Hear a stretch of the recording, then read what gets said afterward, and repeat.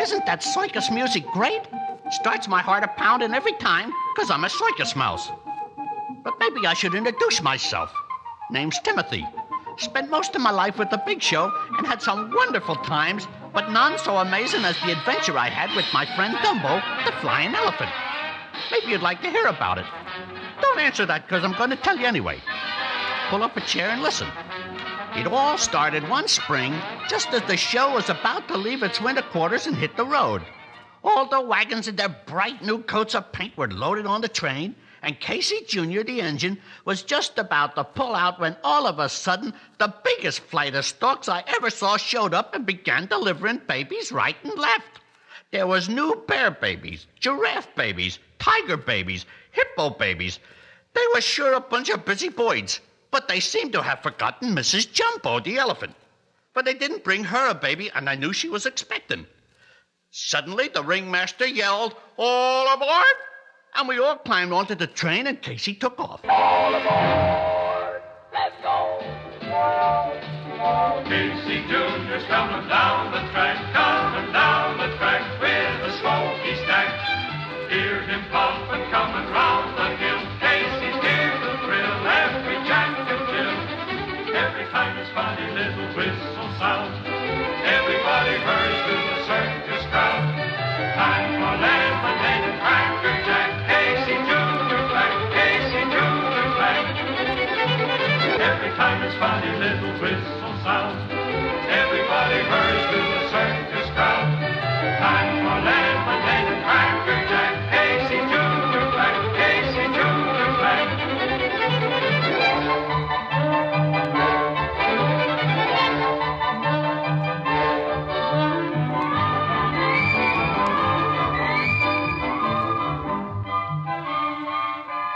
I usually ride in the car with the elephants, on top of a bale of hay, where they can't see me. 'Cause to tell you the honest truth, them pachyderms, that's a fancy name for elephants, is scared of me. So there I was, cozy as a bug in a rug, when all of a sudden the car door opens and in staggers a very tired stork, with a bundle for Mrs. Jumbo. "Sorry I'm late with your baby," he panted, "but I got lost." Mrs. Jumbo didn't care. She was so happy to have the little guy. Little did I say, that's a laugh. This kid was probably only 20 times as big as me, but compared with his mother and the other grown elephants in the car, he was a pipsqueak. But mighty cute, though. At least I thought so. Although when he unfolded his ears, they were pretty big for the rest of him. In fact, they were enormous. Colossal as they were, I could tell Mrs. Jumbo thought they were beautiful. But the rest of those overgrown hay bags were pretty catty about the little guy.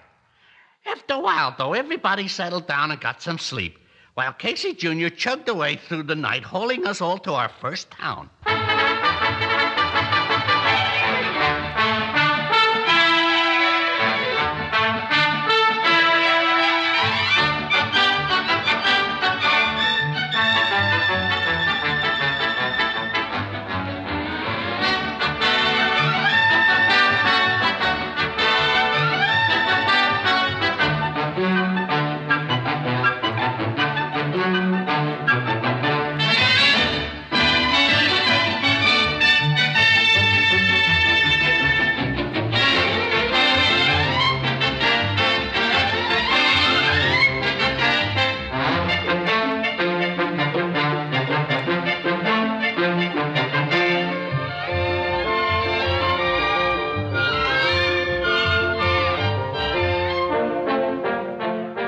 The next morning, I overslept.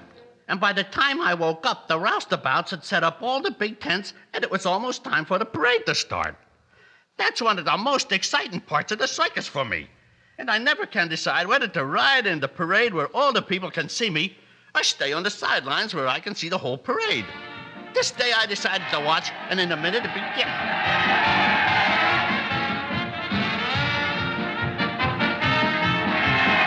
First came the ringmaster in his bright red coat and black shiny boots riding a huge white horse.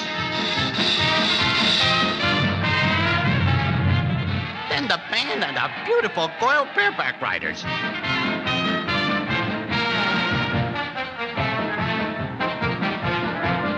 And the big cats in their cages.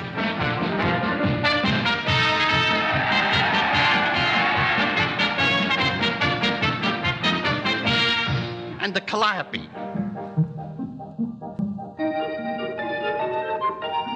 And the clowns, and finally the elephants. And who came stumbling along at the end of the elephants, holding for dear life onto his mother's tail? Well, Dumbo, of course. The crowds watching the parade thought Dumbo was quite a sight. And when he began tripping over his ears, they really laughed at him. I could tell Mrs. Jumbo didn't like it very well, but she kept her temper until one nasty little brat reached out and grabbed one of Dumbo's ears and pulled it until I thought he was going to pull it off. That did it for Mrs. Jumbo. She bellowed angrily and knocked the mean kid on his backside with her trunk. Didn't really hurt him, but he screamed like he was killed. So when his mother gets fired up and yelled, "That crazy elephant attacked my child," and before you know it, we got a real riot on our hands. Now, when you get an argument with a human being on one side and an animal on the other, the animal hasn't a chance. So the upshot was they carted Mrs. Jumbo off in chains and put her in a kind of jail wagon, all by herself. Worst of all, they separated her from her baby Dumbo. Now, this was pretty rough treatment for a grown elephant like Mrs. Jumbo. But it was the little guy I felt sorry for. There he was, all alone in the great big world. You'd have thought the other elephants would have helped him, but they was worse than nothing. So being a big-hearted guy, I decided that I was going to become the friend and helper and sponsor of this poor kid. But making a big decision like that and getting it done, I found were two different things. Can you believe it? The little guy was scared of me. I tried to get friendly. "Dumbo," I said. "But Dumbo, I want to be your friend." "But I do. I ain't like those other elephants or like people. I'm a mouse and proud of it." "Oh, come on now. Just because elephants are supposed to be scared of mice is no reason for you to act that way. Besides, I got a bag of peanuts. All for you. And I also have a stupendous idea which will make you famous and end your troubles. Now, while you eat the peanuts, I'll tell you about it. Now, listen here, Dumbo. You know the act the elephants do, where they climb up on each other's shoulders and build a great pyramid? Well, the act needs a finish, a climax, and you're it." "Yep, you. We'll get you a fancy uniform and a little flag to wave, and you'll come running out, hit the springboard, and bound right up on top of the pyramid of elephants. Well, the band gives a colossal fanfare. Now, you wait here till I set it up with the ringmaster." Well, I sold the ringmaster at nothing flat, although he took all the credit for the idea. But anyway, at the very next show, we tried it. Dumbo looked great in his uniform, and the pyramid of elephants was higher than ever. Dumbo came running in.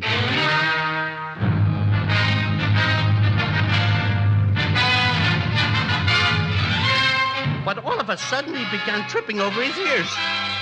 And instead of flying up to the top, he hit the bottom of the bunch of elephants and it began to sway and topple and fall. Oh, the noise they was making! The tent was ripping, the ropes were snapping, and the tent poles began busting. There was packet worms all over the place.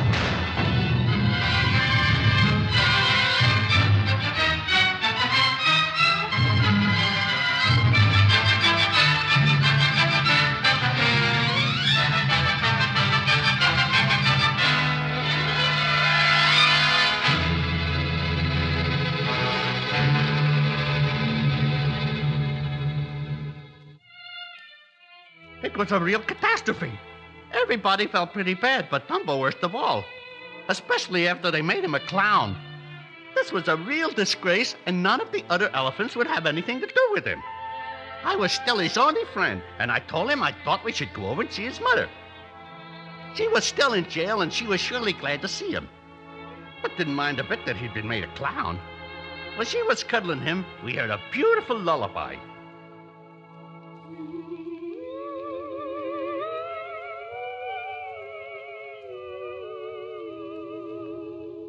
Baby mine, don't you cry.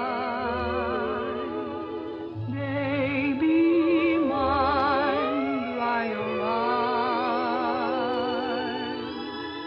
Rest your head close to my heart, never to part, baby of